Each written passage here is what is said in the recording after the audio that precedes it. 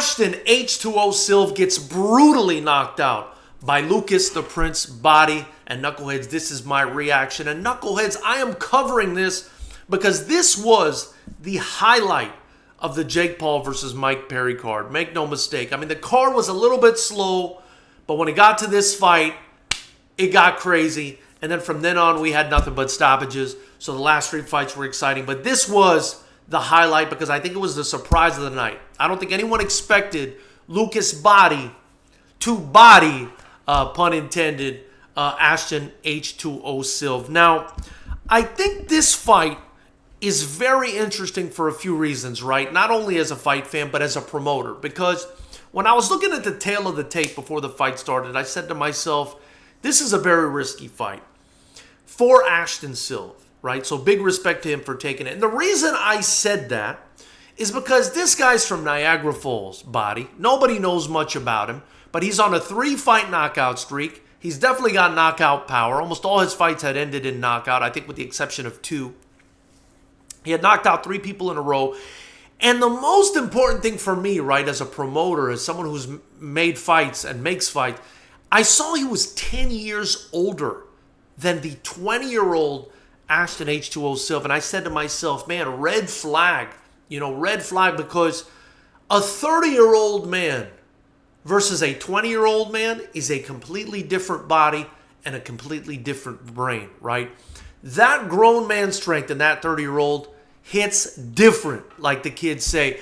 And the 20-year-old Sylve, who was definitely the better boxer and dominated the entirety of the fight until he didn't, is still developing, not only physically, but mentally. Dude, your brain is still even developing at 20 years old. So when I saw that, I said, dang, because that's always something that gives me pause as a promoter. When I put together fights, I always get worried, man, 20-year-old versus 30-year-old, that's grown man strength versus a kid. Are you sure you want to do this? I make sure. Are you sure you want to do this?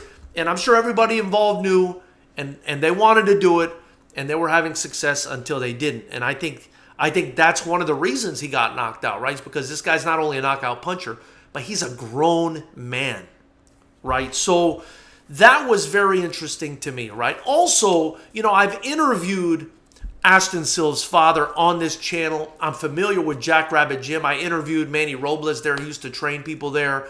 I interviewed him there, as a matter of fact, during the time of the whole Andy Ruiz versus Anthony Joshua thing. So those interviews got a lot of views. I even interviewed Edmund Tarverdian there. A lot of people, well-respected coaches, MMA, boxing, everything else, they go to Jackrabbit Gym. That's where Ashton Sylve trains, and I believe his father owns the gym as well. So shout out to them. I think they did a fantastic job. They took a risk. They came up short, but hopefully they'll come again. Now, the other interesting aspect of this fight for me, especially as an Arab American, is, first and foremost, I'm going for Sylve, right? I'm going for the American fighter, especially considering he's from Southern California, because I'm building fighters in Southern California and Southern Florida with FightersRep. So I'm going for Sylve. And he's the American, right? This Canadian guy's coming down. This is our territory. We don't want you to beat us. But I saw the surname, Bahdi is what they were calling him, which to me looked like Bahdi. And I said to myself, man, is this guy Arab? There's a lot of Arab people in Canada. I said, man, what is this guy Arab? This guy might be Lebanese or Syrian or Palestinian or something like that. So I looked at his Instagram, and lo and behold, he's got a Palestinian flag and an Italian flag. So I thought that was very cool. Looks like he's probably a Palestinian, Italian, Canadian. And I thought that was very cool, especially right now with everything that's going on in Palestine. For a Palestinian guy or a guy with Palestinian heritage to go out there and get a win like this, I think it's very big for their people. I think it's very big for the culture. So, shout out to the Palestinian people. Shout out to him for doing that.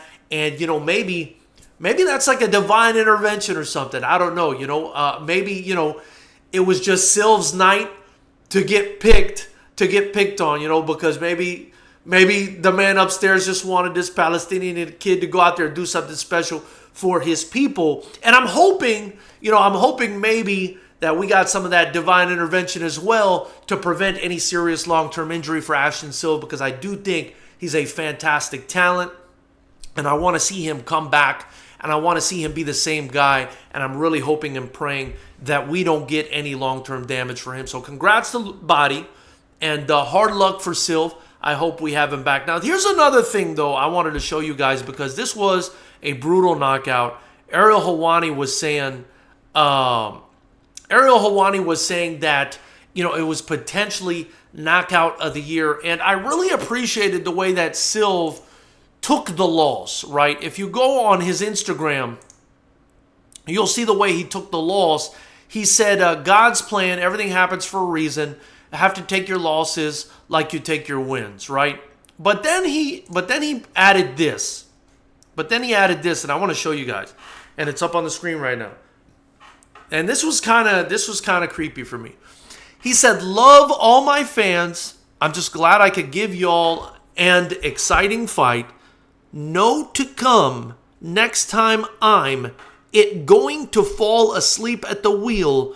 Got too comfortable winning. Lesson learned. Congratulations, Lucas Bahdi. We have to run it back." Now, I'm not sure if this is just really bad spell check or autocorrect or what's going on here. I mean, it sounds like he was trying to say more to come. Next time, I'm not going to fall asleep at the wheel. I'm hoping it's autocorrect, right? Because if you've just been knocked out in brutal fashion and you're trying to tweet and you're not seeing these mistakes in your tweet, it's a little bit scary. So I hope the kid is okay. Now, he did go on afterwards and put up a more coherent message. He wrote, "God gives his biggest test to his strongest warriors." And he wrote that 5 hours ago, and I think he's right about that, and I hope that's the case. But yeah, that's just my thoughts. I hope the kid's okay. It was a brutal knockout. Congrats to Bahdi. But man, that was the highlight of the night, and it does look like a knockout of the year candidate. And I thought that was just a crazy situation. Knuckleheads, tell me what you think in the comment section below. Do you agree that was knockout of the year, or at least a candidate for it? Also, do you think people should think twice about fighting a guy 10 years their senior, or is hindsight just 2020? I look forward to hearing what you guys have to say. If you haven't already, subscribe to the channel, join the channel, like the channel, help me continue to build FightersRep. As you guys know, FightersRep 25 and 26 tickets are now on sale at FightersRep.com. FightersRep 25 is going down in Los Angeles at the beautiful Commerce Casino on September 7th. FightersRep 26 goes down September 21st from Pompano Beach, Florida. I hope to see you guys there, and I look forward to hearing what you guys say about this fight.